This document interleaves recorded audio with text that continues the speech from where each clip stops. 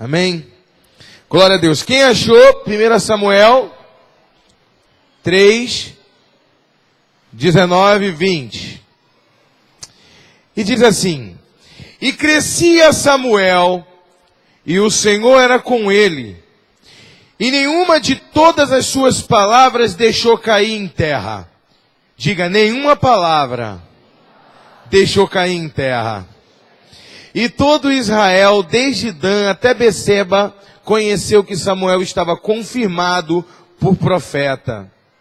Sabe, irmãos, Deus me deu assim, eu fiquei tão maravilhado hoje, porque a voz profética, eu quero compartilhar com vocês algo. A voz profética é dar som aos pensamentos de Deus. A geração profética é aquela que dá volume, que dá som aos pensamentos de Deus. Ele passa tempo em oração, em relacionamento com Deus, ao ponto de o espírito dele estar em conexão com o coração de Deus, e o que sai da boca do profeta, daquele que tem a voz profética, são os pensamentos de Deus. É uma conexão espiritual. É estar ligado com Deus. Olha que tremendo. E Samuel cresceu, e nenhuma das suas palavras caiu em terra. Todas foram confirmadas por Deus, irmão. Quantos querem liberar palavras e nenhuma se perder? Mas para o homem liberar palavras e nenhuma cair por terra, todas as palavras que esse homem lançou estavam em consonância com a vontade eterna de Deus. Ele não profetizou com a alma dele, ele não liderou segundo a sua, por ganância, ele não liderou o povo de Deus porque ele queria, por vaidade religiosa ou por vaidade de poder. Todas as motivações do coração desse homem, embora falível como qualquer um, sujeito a paixões como nós, mas todas as palavras que esse homem profetizou no seu ministério estavam em consonância com a vontade eterna de Deus. Não com um enlaço da sua alma, porque estava com a raiva de alguém, liberou uma palavra profética de destruição ou de morte. Nenhuma caiu na terra porque estava respaldada pelo Senhor. Olha para o teu irmão e diga: eu sou uma voz profética na minha geração. É esse o título da ministração. Eu sou uma voz profética. A nossa palavra que sai da nossa boca tem que materializar a vontade soberana de Deus. Seja na nação, seja onde for. Eu estava orando hoje de manhã, porque eu tenho o costume de orar de manhã. Eu não tinha o costume de orar de manhã, passei a ter o costume de orar de manhã depois que Paul Yang-Shu me discipulou. Numa pregação dele, ele disse: eu não faço nada sem antes de falar com Deus. Então, celular é por último. Eu só pego no celular de 11 horas da manhã, de meio-dia em diante. Eu acordo, eu vou direto orar, falar com Deus. Eu não sei o que me reserva no celular. Eu não sei se é uma mensagem de morte. Eu não sei se é de afronta. O meu espírito não está pronto para isso ainda. Então eu vou preparar o meu espírito. Eu vou orar e falar com Deus. O meu primeiro momento é falar com Deus. E eu estou orando, sabe? E aí eu falei com Deus: Senhor, eu tenho colocado diante do Senhor tantas coisas. Eu tenho colocado diante do Senhor, Pai querido, pedidos relacionados à igreja, relacionado ao meu ministério, o ministério na igreja, ministério fora da igreja. Eu tenho colocado diante do Senhor petições a respeito da minha família. Eu tenho colocado diante do Senhor, Pai. Eu gostaria que essas orações fossem respaldadas com os sinais do Senhor. Sabe, Senhor, e eu fico ali, irmãos, orando na parte da manhã, e eu me perco, todo dia minha esposa está aqui, ela sabe, eu fico orando, vou para o quintal e tal, e eu fico ali falando com Deus. É o meu momento com meu Deus, é o meu momento com o meu Senhor. E eu comecei a falar com Ele: Senhor, eu te amo tanto. Eu queria que fosse confirmado, Senhor, o amor do Senhor por mim, e o amor que eu sinto pelo Senhor. Será que eu só amo o meu ministério? Será que eu faço isso aqui por protocolo? Eu quero ter certeza que o meu amor pelo Senhor é um amor verdadeiro, que eu te amo. Aí um discípulo meu, um 12 meu, me mandou uma mensagem. Ele mandou uma mensagem, ele dizia assim na mensagem: apóstolo, eu fui orar, eu não vou falar quem é porque ele não me autorizou. Mas depois, se ele quiser, ele pode colocar até no grupo dos 12 lá, no grupo da família. Ele falou que foi dormir falando com Deus: Senhor, eu queria a unção de sabedoria que o Senhor tem dado para o meu pastor. Eu gostaria, Senhor, da unção de sabedoria. Ele disse que, mas antes, Senhor, eu queria ter uma experiência novamente contigo forte, porque há muito tempo que eu não tenho uma experiência forte com o Senhor. Ele disse que foi dormir, ele falou assim: apóstolo, quando eu fui dormir, eu senti a presença no meu quarto de uma maneira tão poderosa de Deus, tão poderosa, que eu não sei se eu dormi ou se eu fui arrebatado no espírito. Mas eu fui levado até o terraço da sua casa. E lá no terraço eu via o Senhor orando. E Deus me fazia ouvir a sua voz, o Senhor orando. E esse homem que estava no sonho para mim, Deus falava comigo, eu não via ele, mas ele falava comigo. Ele falava: filho. Ele falava o nome da pessoa, falava: fulano, está vendo meu filho? Ele está orando. Você quer o que ele tem? Olha em volta dele. E eu olhava, apóstolo, eu via muito demônio enfrentando o Senhor. E ele falava assim para mim: você ainda quer o que ele tem? Eu ficava com muito medo, mas eu falava: eu quero, eu quero. Ele falou assim: então ouça o que ele está orando. E eu ouvi o que o Senhor estava orando, e o Senhor clamava pedindo pelas nações, pedindo por vidas, e aqueles demônios ficavam furiosos com o Senhor, e ele falava assim: você ainda quer o que ele tem? E eu fiquei muito demorando para poder me responder, apóstolo. Eu me demorei para responder, mas eu falei: quero. Ele falou: pois bem, há um preço a se pagar. O meu filho paga um preço muito grande. Você está disposto a pagar o preço que ele paga? Para ser o que ele é e ter o que ele tem? E aí, meu irmão, no final da mensagem, me emocionou demais. Eu até chorei quando eu ouvi a mensagem, que eu entendi que foi uma resposta de Deus. Ele falou assim: eu vou trazer as nações até o meu filho. Porque as nações estão cansadas de pastores que não me amam. Interesseiros. Mas o meu filho me ama. Ele me ama como Pedro me amou. Quando ele falou isso, irmãos, eu comecei a chorar. Eu falei: não aceito isso, eu quero te amar mais do que Pedro. Eu quero mais, Senhor. Eu quero mais. Eu estou disposto a largar tudo. Eu estou disposto a tudo para ouvir a sua voz. Eu quero o Senhor. Eu quero somente o Senhor. Eu quero meu coração batendo em consonância com o teu coração.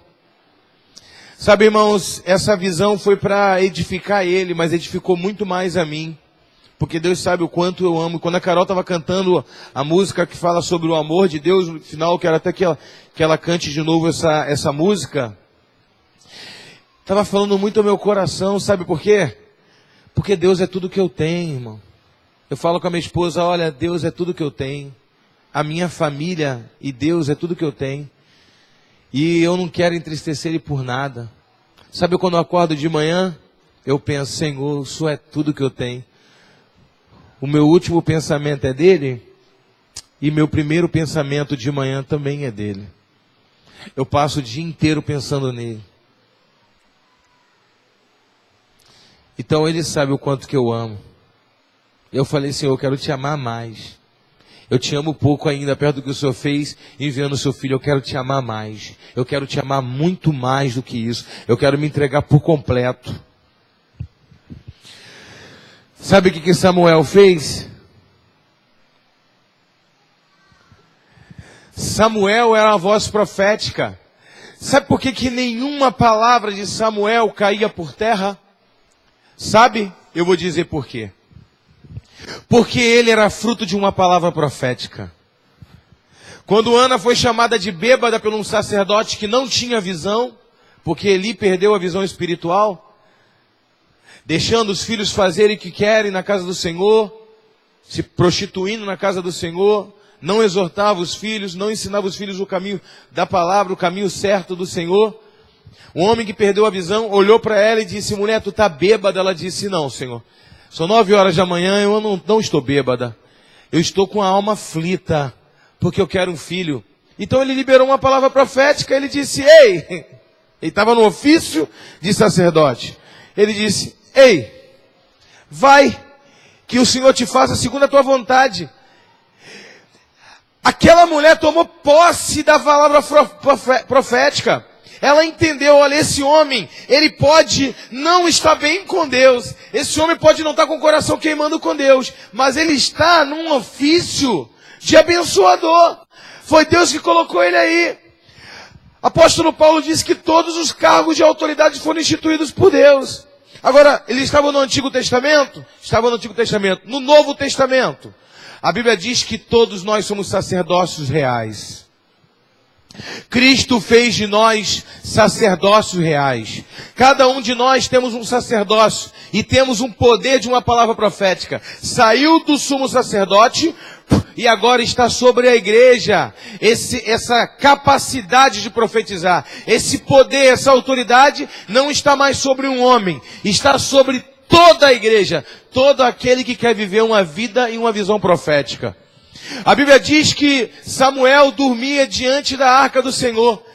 Entenda o seguinte, só podia entrar no Santo dos Santos quem era sumo sacerdote.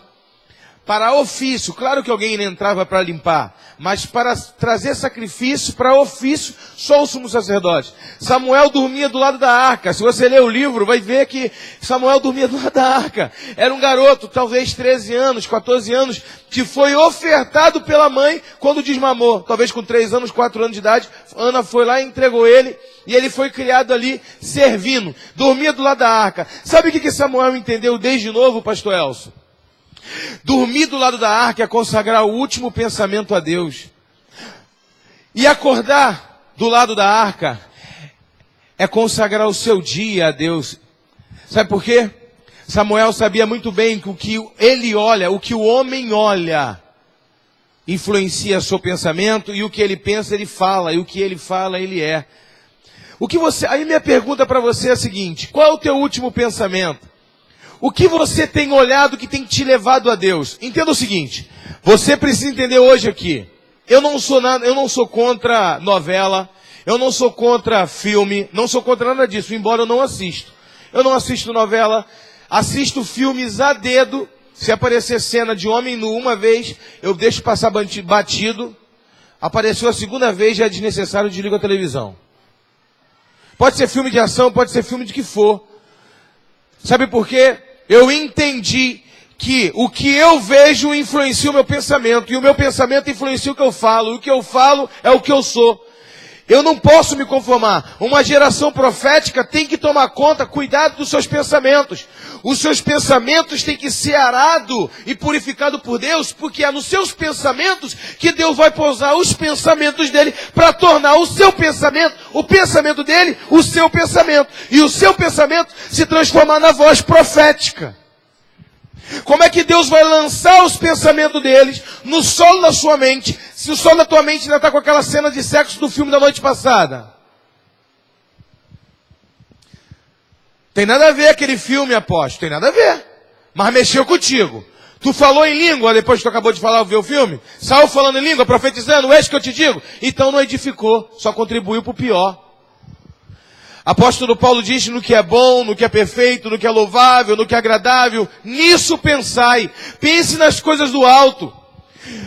Irmãos, já falaram que a nossa igreja é radical demais. Ah, na tua igreja tem reunião na segunda-feira, tem reunião na terça-feira, tem reunião na quarta-feira, tem reunião na quinta-feira. Que pena que o sábado não tem feira. Abra em Deuteronômio 11, 18. Apesar que tem feira aqui em frente à Padre do Nino.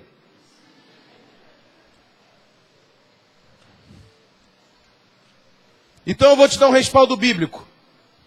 Eu vou te dar um respaldo bíblico em Salmo de número 1, que diz assim: bem-aventurado o homem que teme ao Senhor, que não se assenta nas rodas dos escarnecedores, que não anda no segundo conselho do ímpio, nem se assenta na roda dos escarnecedores, antes do seu prazer está na lei do Senhor, e nela medita dia e noite. O Senhor quer que nós sejamos dele o tempo todo, porque você não sabe o tempo da palavra profética que vai vir sobre a sua mente. Então tem que pensar nele dia e noite.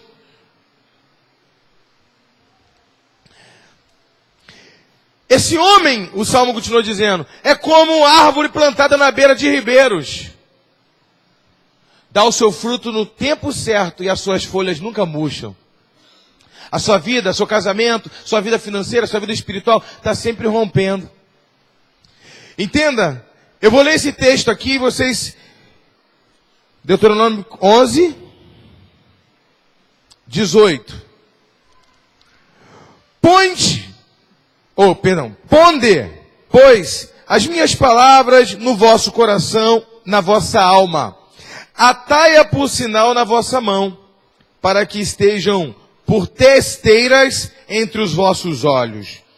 Ensinai aos vossos filhos, falando delas assentado em sua casa, andando pelo caminho, deitando-te, levantando-te, diga, deitando-te, levantando-te.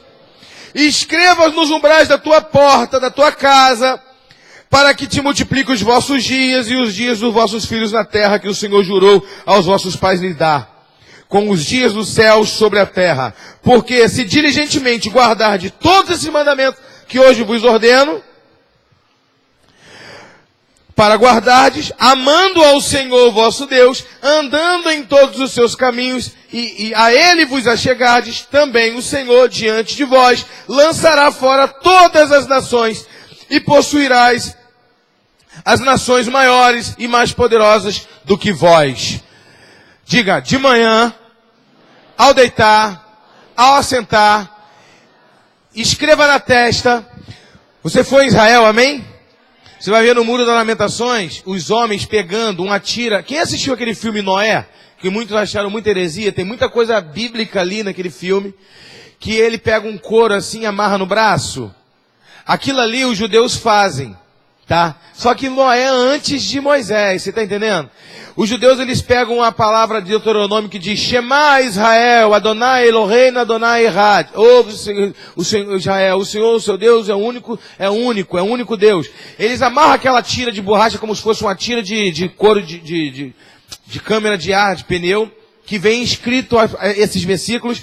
Eles amarram na mão e ficam lá adorando o Senhor, lá no Muro das Lamentações. Eles botam esse versículo na testa, num cotoquinho assim, coloca e bota tipo uma máscara prendendo. Quando ele solta, fica a marca, o escrito, o versículo na testa dele. O sangue fica preso, fica aquela marca. E no braço deles, quando ele tira aquele couro, depois de 1 hora de oração, fica os versículos escritos todos no braço dele assim, ó. Amarás o teu Deus, o Senhor, quando ele ora, tá a marca escrito. Deus disse isso para eles fazerem no Antigo Testamento. Mas o Antigo Testamento é uma pré-figuração do Novo Testamento. O Antigo Testamento era para dizer, olha, vocês estão fazendo isso de maneira física, para todos verem. Mas quando vier o Espírito Santo de Deus, vocês vão clamar a mim, e essas marcas vão estar incutidas no seu coração e na sua mente por dentro. Todos os dias, toda hora, todo momento, vocês vão pensar em mim a todo momento. Eu vou ser o motivo do seu levantar, do seu se assentar, do seu agir, do seu trabalhar. Eu sou o motivo. Tinha uma música que dizia, antigamente dizia assim, Jesus Cristo é o motivo da minha canção. Quem conhece a música? Para cantar. Um dia me perguntaram, apóstolo, é pecado cantar música do mundo? Não, não é pecado não. Por quê? Qual é a parte que diz assim, Jesus Cristo é o motivo? Não fala isso, então é pecado. Porque tudo nosso é para glorificar o Senhor. E aí uma pessoa falou assim, aquela igreja tem culto na quarta, tem célula na quinta, tem não sei o que lá. Era para ter de manhã até a noite. Porque a Bíblia diz, ao sentar, ao se levantar, ao comer, ao deitar, coloca na testa, coloca no braço, nos umbrais da porta. Quando chegar lá em casa, eu comprei uma mezuzá. Uma mezuzá é um negócio que você coloca na travessada na porta de casa, que você pega ou escreve Deuteronômio 6 e enfia ali dentro. O judeu, todo judeu tem. Porque quando ele entra, ele olha escrito, o Senhor, o seu Deus é o único Senhor. Quando ele entra, tu não vai entrar na casa de um judeu que não tenha escrito na porta da casa dele que Deus é o Senhor da vida dele. Tudo ele coloca diante dele para glorificar a Deus. Você está entendendo? Tudo que leve ele ao pensamento a Deus. Ele se cerca. Dentro da casa dele, ele coloca uma Bíblia aberta num lugar. Quando tu olha para a Bíblia, tu lembra de quem? Ele coloca um porta-retrato, por exemplo, né, do dia que ele estava adorando o Senhor. Aí ele lembra aquele dia que eu adorei o Senhor, que benção, vou adorar de novo. Ele começa a projetar diante dele coisas que façam lembrar ao Senhor. Entenda. Então, o que Samuel fez? Ele dormia do lado da arca, porque se ele dormisse do lado da arca, eu olhasse para a arca, o pensamento dele pensava no Senhor. Quando ele fosse dormir, pensasse no Senhor. Se ele acordasse de madrugada e algum pensamento de pecado ou de prostituição, já que ele era jovem, que viesse tomar a mente dele, ele olhava para a arca, meus pensamentos são consagrados ao Senhor. Sabe, eu não tenho problema nenhum com filme, vou repetir, com novela. O meu entendimento é, tudo que nós olharmos, tudo que nós fizermos, tem que ser um ponto de conexão com Deus. Tem que ser algo que sirva como uma escada para te colocar diante de Deus. Agora, se você está assistindo a uma coisa que não te leva a Deus, aquilo com certeza é algo que vai te levar ao diabo. É um ponto de contato com o diabo. Então, as pessoas assim, durante a vida toda quiseram dar futebol para o diabo, quiseram dar novela. Não, e futebol é um esporte, é outra coisa. Mexe com o teu corpo, tu tá brincando ali. Mas se o futebol faz você xingar palavrão, para também de jogar futebol. Se o futebol tu irrita a ponto de você dar mau testemunho, também para de jogar futebol. Agora, se tu joga em futebol igual crente, porque crente não deixa de ser crente, porque tá jogando futebol. Aí tu pode jogar. Mas se você dá mau testemunho, para de jogar. Nada que não glorifica a Deus, você tem que abrir mão. Qualquer coisa que não glorifica o nome do Senhor, você tem que abrir mão. Porque o apóstolo Paulo escreve aos Efésios, ele diz assim, porque nós fomos feitos para o louvor da sua glória. Em tudo em nós tem que glorificar o Senhor. O que nós cantamos, o que nós fazemos, nosso testemunho no trabalho, nosso testemunho na rua, o que a gente ouve, o que a gente fala, o que a gente escreve, como a gente se expressa, até quando a gente está calado, a nossa fisionomia tem que glorificar o Senhor. Até o nosso respirar tem que glorificar o Senhor. E quando uma pessoa ela quer ser uma voz profética nessa geração, ela tem que estar com a mente o tempo todo ligada com Deus. Para quê, apóstolo? Para que Deus possa lhe utilizar na hora que Ele quer e não na hora que você acha que está preparado. Imagina aquela pessoa que só se sente bem com Deus quando ela fecha os olhos para orar. Irmão, isso aí é yoga, isso não é oração. A pessoa passa o dia inteiro irritada, xingando todo mundo, brigando com um monte de pensamento de prostituição, brigando com todo mundo, botando apelido indevido com todo mundo. Eu brinquei com um jovem aqui da igreja, brinquei assim com a orelha dele e tal. Falei assim, brinquei. Deus me incomodou tanto, irmão, que eu pedi perdão a ele. Eu fiz uma brincadeira com ele. Cheguei em casa, o Espírito Santo falou, por que tu brincou desse jeito? Eu fiz ele assim para mim. Você vai pedir perdão a ele. Eu chamei ele, você me perdoa, seu Eildinho? Brincadeira. Você me perdoa, meu filho? Aí ele, que isso, meu apóstolo? Eu disse, não, você me perdoa? Deus te fez assim, você é especial para ele desse jeito. E eu não poderia ter brincado nunca assim contigo. Aí ele, amém, meu apóstolo. Amém, mas eu não liguei não. Eu falei assim, eu não estou perguntando, você não ligou, mas Deus ligou. Deus gosta mais de você do que você mesmo. Isso aí eu não falei para ele não, mas eu pensei. Amém? Então, outra coisa para ter uma voz profética, diga crescer. Samuel crescia diante de Deus. Sabe o que é crescer diante de Deus? Não é você crescer, essa visão ela é metafórica, ela não é um crescimento, cresceu fisicamente. É crescer espiritualmente, é amadurecer. A tua linguagem não pode ser mais a mesma, as tuas brincadeirinhas não podem ser mais as mesmas. As pessoas têm que olhar para você e ver que você é convertido. Você tem que continuar sendo gentil, amém? Continua sendo uma pessoa gentil, continua sendo uma pessoa agradável. Tu não tem que desmerecer ninguém porque você é crente. Mas as pessoas têm que olhar no seu olho e ver que você é crente. A sua postura é crente, seu jeito de falar é crente. No trabalho, esse cara é crente, não é? Ele é diferente, não se convolve com brincadeira indecente, não bota apelidinho fulo, não tem linguagem inadequada. Crente não pode ter linguagem inadequada, não. Olha para o teu irmão e fala, crente não pode ter linguagem inadequada, não. Crente não pode brincar de imitar homossexual, não. Irmão, já vi crente brincando de imitar homossexual. O homossexual, pelo menos, ele está no pecado dele, que Deus converta o coração dele. Agora, o crente está pior do que o pecado do homossexualismo, porque imitou um homossexual, imitou um pecado, e com pecado não se brinca não. Principalmente o pecado dos outros. Apóstolo, a gente tem que ser radical? Tem, irmão. Temos que ser radical, porque nós somos embaixadores nessa terra. Fomos chamados para fazer diferença na vida das pessoas e não complexar as pessoas. Fomos chamados para poder mudar a realidade da vida das pessoas e não amarrar as pessoas com essas brincadeiras fulas e tolas. Fomos chamados para ter uma vida santa. Fomos chamados para produzir os pensamentos de Deus nessa terra. Reproduzir os pensamentos e a voz de Deus nessa terra. Fomos chamados para profetizar, abrir a boca e nenhuma palavra cair na terra. Todas as palavras alcançar o coração das pessoas e mudar as pessoas. Somos chamados de profetizar, eu profetizo. As pessoas precisam chegar diante de nós e sair melhor do que elas chegaram. Se as pessoas chegam perto de nós e elas saem pior do que elas chegaram, nós não somos o antídoto dessa nação. E nós somos. Apóstolo João viu o Apocalipse, ele disse que viu uma árvore que dava 12 frutos e as suas folhas eram o quê? Remédio para as nações, a cura das nações. Sabe quem são as folhas daquela árvore? Somos nós. A cura da nação. A cura das nações somos nós, as células, as palavras proféticas. Eu não posso hoje na célula estar liberando palavra profética. Deus vai fazer, Deus aquilo outro. Deus, quando sai dali, eu entro na carnalidade. Tudo que só sai da minha boca é murmuração. Tudo que sai da minha boca são palavras horrendas.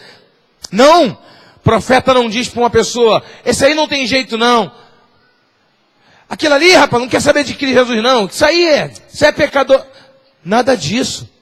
O profeta diz, Jesus vai mudar a vida dessa pessoa, porque a graça é muito maior, o poder de Deus é muito maior do que o pecado dela. Ela ainda não saiu da prostituição nem do pecado, porque ela não conheceu o amor de Deus. Não é porque ela não tem vergonha na cara não, é porque ela está escravizada pelo diabo. Mas hoje eu me levanto como a voz profética nessa cidade, e eu declaro em nome de Jesus, a graça está operando na tua casa, na tua família, na tua vida, e Deus vai mudar a tua história, no nome do Senhor Jesus. Quando Deus colocar, profeta, um discípulo perto de você, o cara não larga a droga de jeito nenhum, não larga a cachaça de jeito nenhum, e você for atrás dele, e vai de novo, e vai de novo, e vai de novo, sabe o que o diabo vai querer fazer? Te usar. Como, apóstolo? O diabo sabe que a tua boca é boca de transformação, em que tudo que tu fala acontece. Aí o diabo bota uma tristeza no teu coração a respeito daquela pessoa, só para você falar assim, cara, não aguento mais não, fulano não tem jeito mais não, pronto, agora ele nunca mais vai ter jeito, porque tu era boca de transformação. E agora tu é boca de destruição. Não empresta tua boca para o diabo. Olha para o teu irmão e fala, não empresta tua boca para o diabo. Profetiza vida. Diga mais vida. Glória a Deus. Sabe por que as outras pessoas não conseguem alcançar a voz profética, não conseguem ser usadas de maneira profética com Deus? Não investe tempo em oração. Não investe tempo em comunhão com Deus. Como? Irmão, sabe que a maioria das pessoas que são mudas, a maioria, é uma exceção, tá? Mas a maioria dos mudos são surdos. Eles são mudos simplesmente porque não ouvem. Se não ouve, como é que vão falar? Claro que existe o mudo, pessoa que escuta, mas é mudo. Mas é uma pequena quantidade. É 5%, 3%. A maioria dos mudos é porque não aprendeu a falar, porque é surdo. E aí é chamado de surdo-mudo. Por que surdo-mudo? Porque ele é mudo, porque ele é surdo. Como é que a pessoa vai falar se ela não ouve? Como é que uma pessoa consegue reproduzir uma voz? Como é que você vai aprender o idioma do céu se você não passa tempo orando? Você tem que parar para ouvir a Deus. Olha para o teu irmão e fala, você tem que parar para ouvir o Senhor, para você aprender a linguagem dele. Irmãos, Deus quer nos usar como profeta nessa terra, e não só profeta, mas Deus quer nos usar com a unção e com a voz profética. Porque o profeta, ele revela o que está no futuro. A voz profética muda o presente. A voz profética muda as coisas agora. A voz profética diz, vai acontecer e não cai no chão, e acontece. Há uma diferença de profeta para uma voz profética. A voz profética é aquela de Ezequiel, que Deus diz assim, Ezequiel, o que tu vê? Eu vejo um vale de ossos muito secos, sequíssimos. Então diga para eles, olha o que é a voz profética. Diga para eles, haja carne.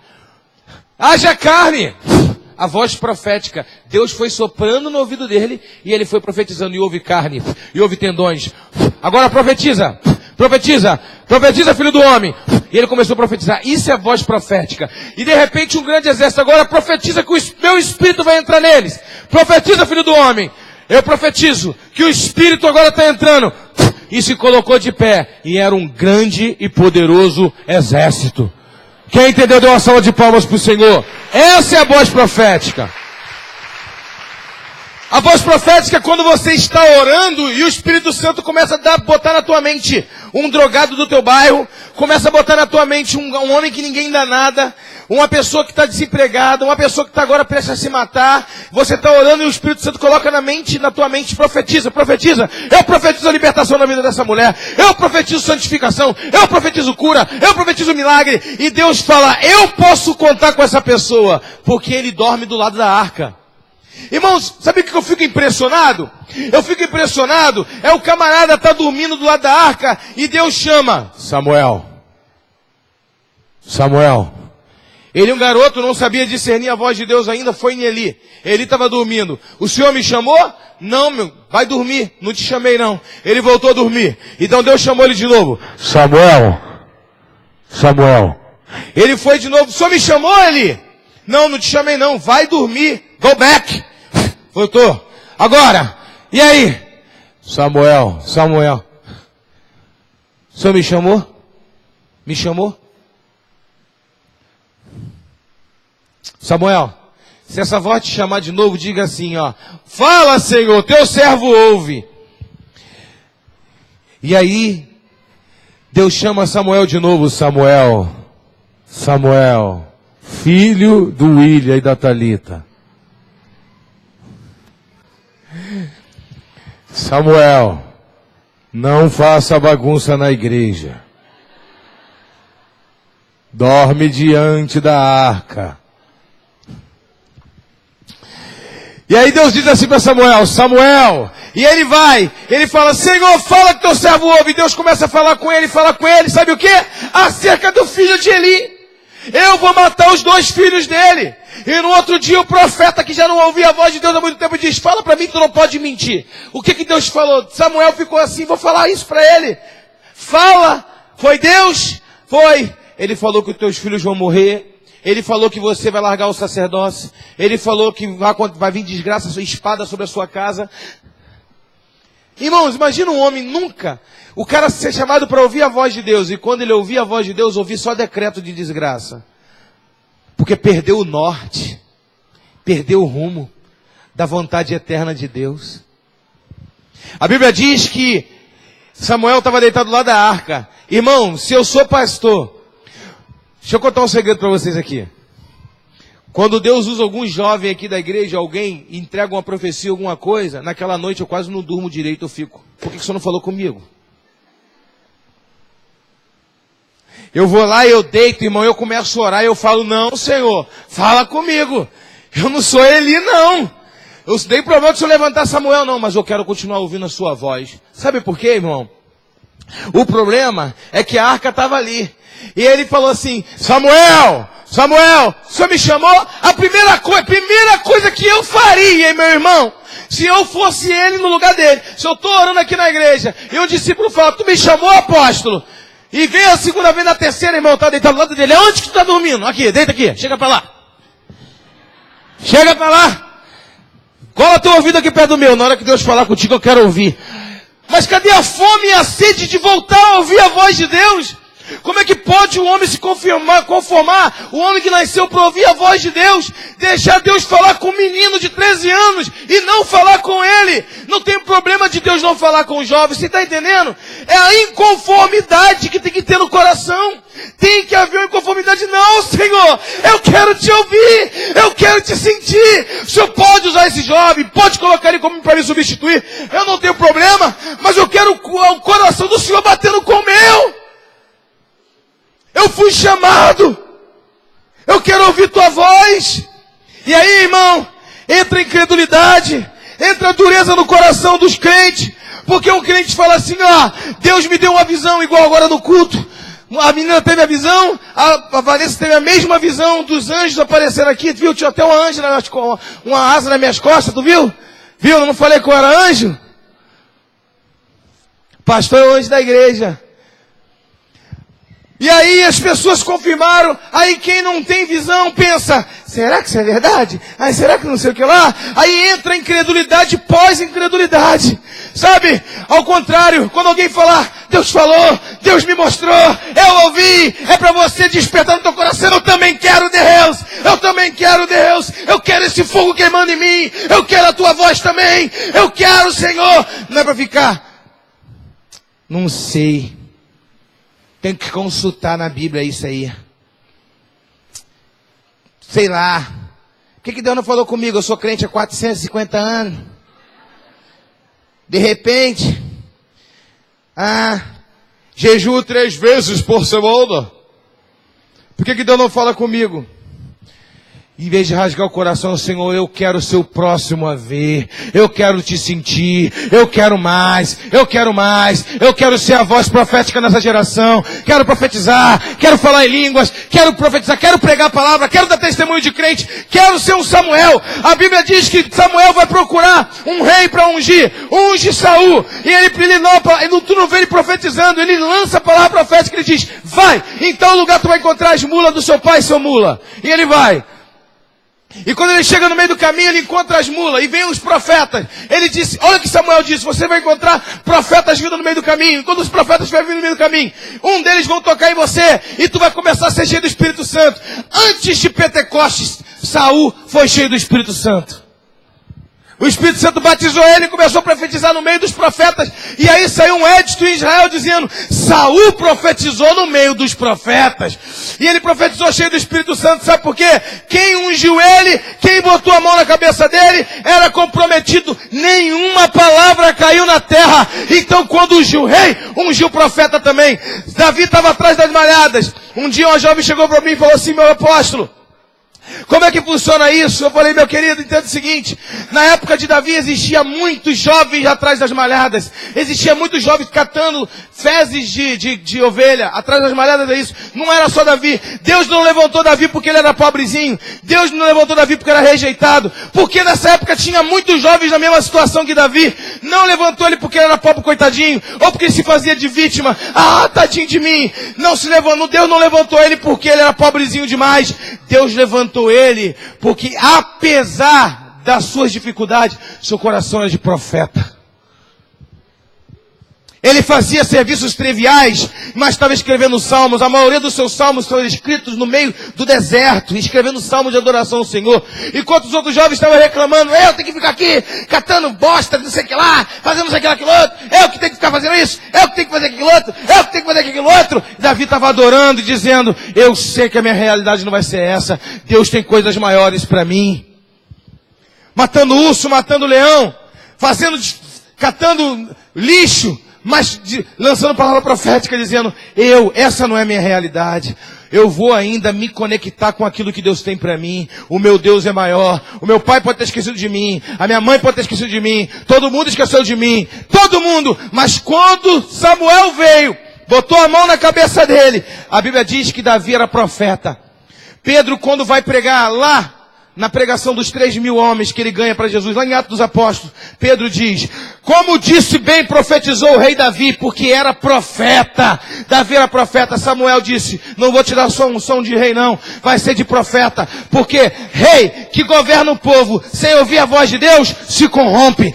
Toma, recebe a unção. E Davi profetizou. Davi foi aquele que profetizou, Deus meu, por que me abandonaste? Davi foi aquele que profetizou, nem os ossos dele se quebrará. Davi é aquele que profetizou, é como o óleo que desce da barba de Arão. Ele viu Jesus antes de Jesus nascer. É aquele que viu o futuro. Ele não viu só as ovelhinhas, ele não viu só o deserto, só os rochedos de Israel, não. Ele viu a cruz do Calvário, ele viu o filho sendo abandonado, ele viu a propiciação, ele viu a graça, ele viu a salvação, ele viu o céu, ele sentou no trono para reinar com Cristo.